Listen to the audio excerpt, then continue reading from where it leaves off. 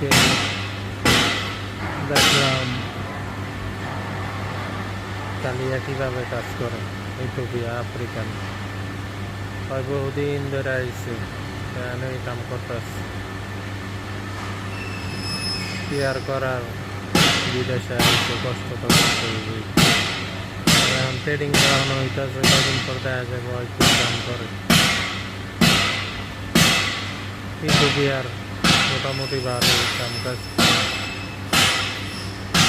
সারাদিন এভাবে কাজই করবো।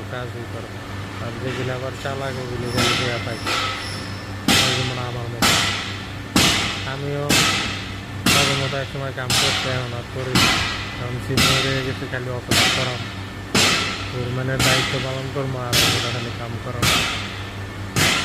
এই সে বিষয় আবার ওরা যে সময় শিক্ষা যাবো গা, আমরা যাবো গা, ওরা আবার মানুষের করাইব। এমনি দিন যায়, এমনি করতে হয়, কি আর করার।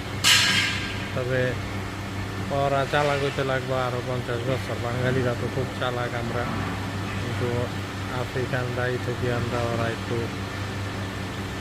বলদ কিসিমের চালাক হয় খুব দেরিতে। আবার যেগুলি চালাক ওগুলি কথা নেই, একদম মালিক বেতন দিব কি মালিক মানি রাখবে ওরা জায়গা। কি কাজের দিন আর করলে